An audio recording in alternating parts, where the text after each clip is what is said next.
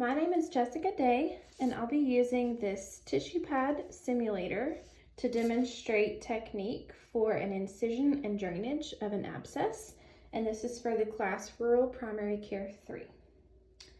So to start off with, I would identify the area of the abscess.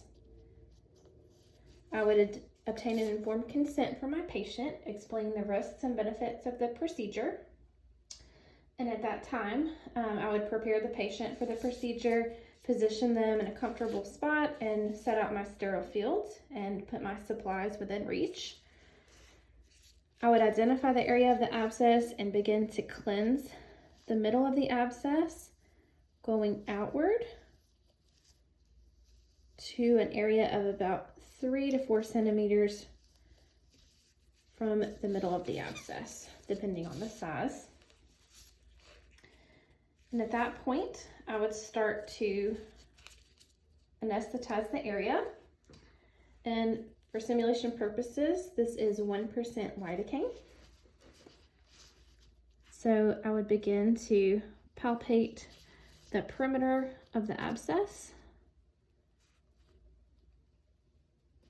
and perform a field block by injecting my lidocaine.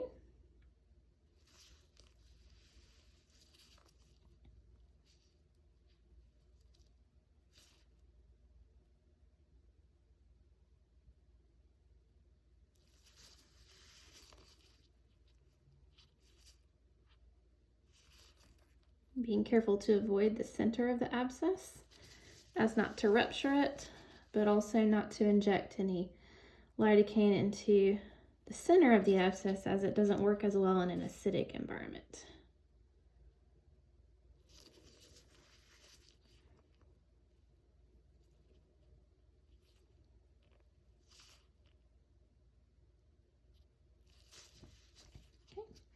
And then I'll make one final pass here to the last open perimeter of the abscess, making sure that I've fully anesthetized the area.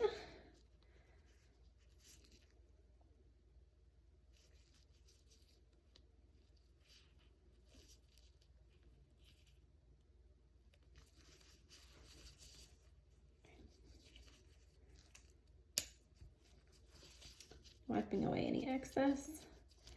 And at this time, I would just let that local anesthetic set up in the area to make sure that it's good and numb before we start to work with the patient.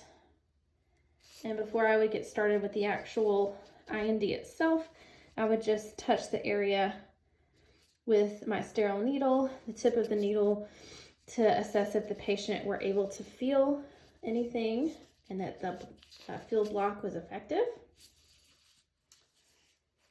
And at that time, I would grab my scalpel. Actually, for this, I'm going to go ahead and put down my drape just so that I can keep the patient clean and keep the area kind of isolated. Okay. So from here, I would grab my scalpel and I would make my incision down the center of where I palpated the greatest area of fluctance.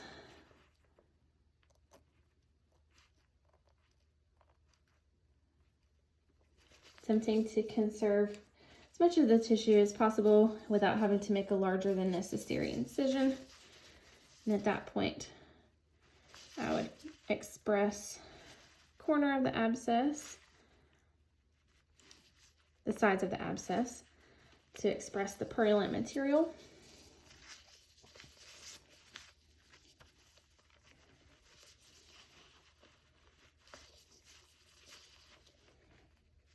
Making sure that we can express as much of that as we could. And then for this, I would also use my hemostats to kind of go down inside the abscess, kind of move around, making sure that I'm breaking up any loculations inside the abscess.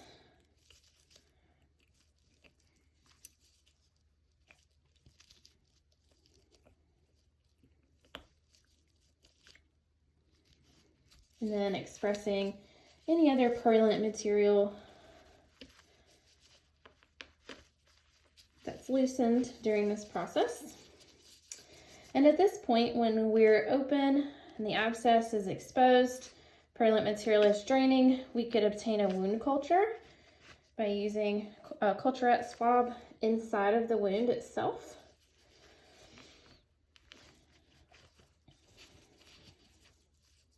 And then we just continue to try to break up any remaining loculations that we can,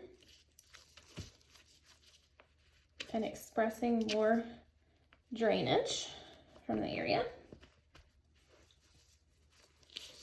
And then after we've expressed manually all the drainage that we can start to irrigate the area. And for purposes of the simulation, I would be using normal saline with a splash guard cap for irrigation.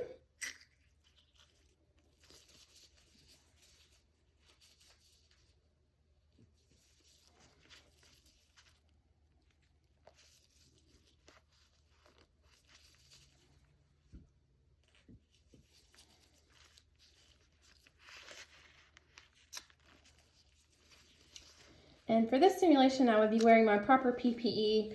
So I would have sterile gloves, a gown, face shield, and a mask, because any of this material that we're expressing from the abscess can of course splash into the eyes and the face. So we want to protect ourselves as well.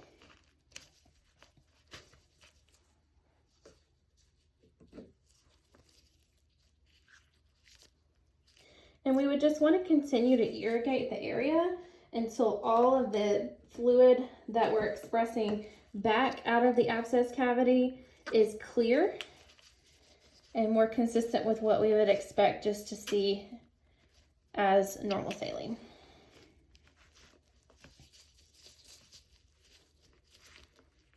All right. So once we've fully expressed the cavity of the abscess, and all of our purulent material is drained out, we've irrigated with our normal saline, obtained cultures before irrigation if needed, we could then start to pack in our iodoform gauze. So for simulation purposes, this is our iodoform gauze. It would normally be in a moist, dark, sterile container. So we would introduce the area of packing into the wound cavity. And as we're introducing the packing, we're just kind of using our instrument to feel for the perimeters inside the abscess so that we can ensure that we're getting that packing material against all sides of the abscess cavity, so that we can make sure that the wound is healing correctly and that there is no further opportunity for the abscess or any remaining infection to reform inside the cavity.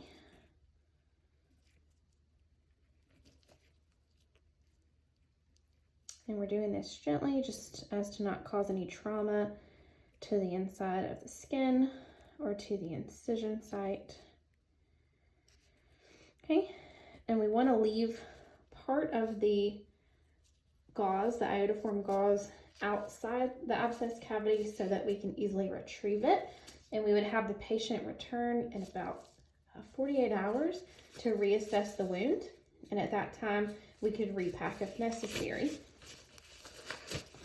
And at this time, we would just provide patient education related to signs and symptoms of continued or worsened infection, what to look for, and when to follow up.